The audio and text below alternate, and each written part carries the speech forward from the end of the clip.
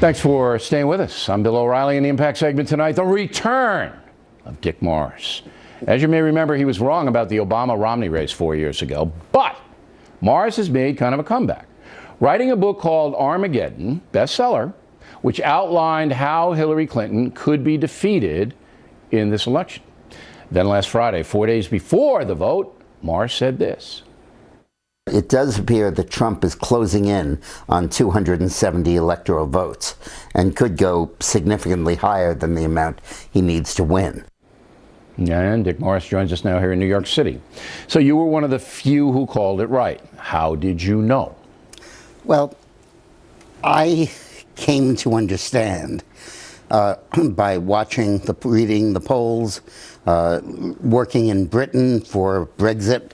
I was part of the United Kingdom Independence Party when it was first set up, that the major new factor in our politics are 35 million white high school educated men and women, more men than women. They are 35% of America's vote. And they feel forgotten, they feel passed over, they feel that the media and the establishment have contempt for them, they see that they're seen as flyover country, and their pent-up frustration is something that Trump really understood and really tapped into. There's no movement for them, there's no National Association for the Advancement of High School Educated People.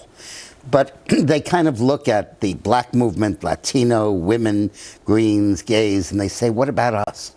What about us with our problems? Now, the left portrays that crew as racist and responding to a message from President-elect Trump of, I'm going to keep out the foreigners and I'm going to, crack down on hooligans or whatever.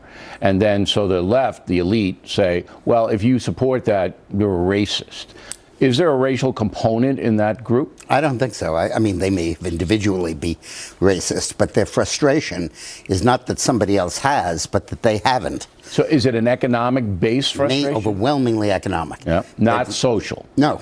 They've lost their jobs, they've lost their pensions, their houses, their marriages in some cases, their custody of children, their cars being repoed. And they look at it and they say, there is nobody, in the words of your show, who's looking out for me. Okay. That's a very astute analysis because Trump carried them like over 60%, I think. Well, right? McCain got 49% of white high school men. Right. Romney, 55. Right. Trump, 68. 68. Why aren't the white working class folks without a college degree joined by the blacks and the Hispanics in the same category?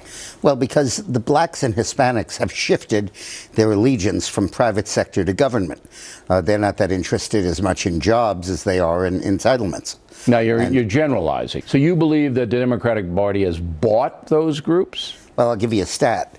In 1980, 1/3 of the federal budget was on entitlements. Now 2/3 is. Does that include Social Security and that includes Medicare? Social Security. Because that's not an entitlement, okay. really. Well, it is, but it's not means tested. Right. If you take means tested yes. entitlements, welfare, right. 35% of America receives them. Okay, and back in 1983? About 18. So it's doubled. Doubled. It's about doubled. And in fact, we have 114 million people who work full time. We have 106 million that get welfare. Okay, so you believe that that's why, because if that coalition of blacks and Latinos were ever to join the white coalition, that would be overwhelming. Latinos probably will. And blacks, many blacks will. I think that one thing in the black vote is there may have been a fissure between Southern blacks who stayed loyal to the Democrats and Northern blacks who began to vote like their white high school educated or peers. Stay home. That was the big thing in Michigan, that you had so many blacks stay home. But the point is, there's no leader of this movement.